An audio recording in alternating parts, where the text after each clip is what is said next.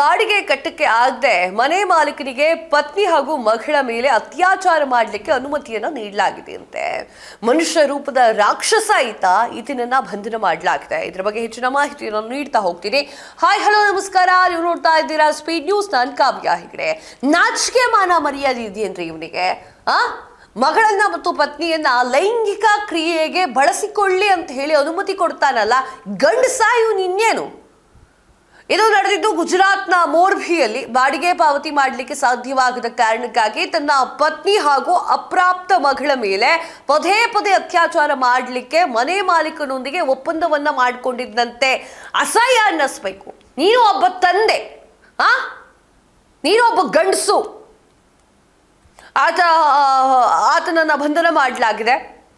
ಪೊಲೀಸರ ಪ್ರಕಾರ ಗುಜರಾತ್ನ ಸುರೇಂದ್ರನಗರದ ಈ ಒಂದು ಕುಟುಂಬ ಜೀವನೋಪಾಯವನ್ನ ಹುಡುಕುತ್ತಾ ಸುಮಾರು 6 ತಿಂಗಳ ಹಿಂದೆ ಮೋರ್ಬಿಗೆ ಸ್ಥಳಾಂತರವಾಗುತ್ತೆ. ಅವರಿಗೆ ಮಾಸಿಕ 2,000 ರೂಪಾಯಿ ಬಾಡಿಗೆಯೊಂದಿಗೆ ವಸತಿ ಕೂಡ ಸಿಗುತ್ತೆ.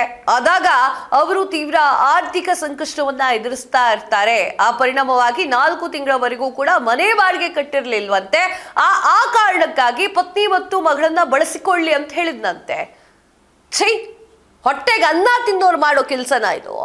ಮನೆ ಮಾಲೀಕನ ಒತ್ತಾಯಕ್ಕೆ ಒಳಗಾದಂತಹ ಬಾಡಿಗೆದಾರ ಕೊನೆಗೆ ತನ್ನ ಪತ್ನಿ ಮತ್ತು ಮಗಳ ಮೇಲೆ ಅತ್ಯಾಚಾರ ಮಾಡಲಿಕ್ಕೆ ಆತನಿಗೆ ಅವಕಾಶವನ್ನ ನೀಡಿದ್ದಾನೆ. ಬಾಕಿ ಇರುವಂತಹ ಬಾಡಿಗೆ ಮೊತ್ತದ ಬದಲಿಗೆ ತನ್ನ ಹೆಂಡತಿ ಮತ್ತು ಮಗಳನ್ನ ಲೈಂಗಿಕವಾಗಿ ಬಳಸಿಕೊಳ್ಳುವಂತೆ ಆತ ಮನೆ ಮಾಲೀಕರಿಗೆ ತಿಳಿಸಿದ್ದ ಅಂತ ಹೇಳಿ ಪೊಲೀಸರು ಹೇಳ್ತಾರೆ.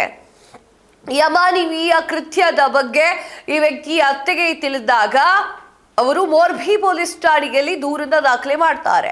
ನಂತರ ಪೊಲೀಸರು ಲೈಂಗಿಕ ಅಪರಾಧದ ಅಡಿಯಲ್ಲಿ ಮಕ್ಕಳ ರಕ್ಷಣೆ ಕಾಯ್ದೆ ಫೋಕ್ಸೋ ಸೇರಿದಂತೆ ಹಲವು ಕಠಿಣ ಕಾನೂನುಗಳನ್ನ ಹಾಕಲಾಗುತ್ತೆ. ಇಬ್ಬರನ್ನು ಕೂಡ ಬಂಧನ ಮಾಡಲಾಗುತ್ತೆ. ಅಪ್ರಾಪ್ತ ಬಾಲಕಿಯ ತಂದೆ ಮತ್ತು ಮನೆ ಮಾಲೀಕ ದೌರ್ಜನ್ಯವನ್ನ ಸಂಘಟಿಸಿದ್ದಾರೆ.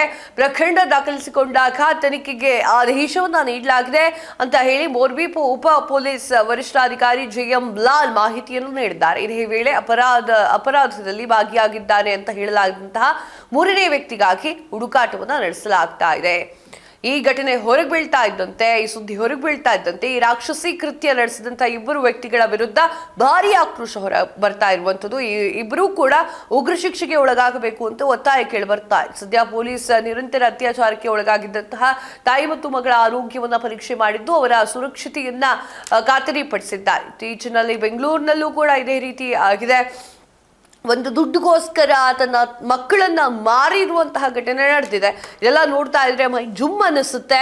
ಯಾಕಂತಂದ್ರೆ ಇಂಥ ಕೃತ್ಯವನ್ನ ಎಸಗುವಂತ ಗಂಡಸರು ನಮ್ಮ ಅಕ್ಕಪಕ್ಕ ಇದ್ದಾರಾ ಅಂತ ಹೇಳಿ ನಾಚಿಕೆ ಆಗ್ಬೇಕು ಅವರಿಗೆಲ್ಲ. ಹೊಟ್ಟೆಗೆ ಅನ್ನ ತಿನ್ನುವಂತಹ ಅವ್ರಿಗೆ ಯಾವ ಕೆಲಸನೂ ಈ ತರ ಮಾಡೋದಿಲ್ಲ. ಹೆಂಡತಿ ನೋಡೋದಿಲ್ಲ, ಮಕ್ಕಳು ನೋಡೋದಿಲ್ಲ ಅಂತಂದ್ರೆ ನಿಮ್ಗೆ ಯಾಕೆ ಸಂಸಾರ?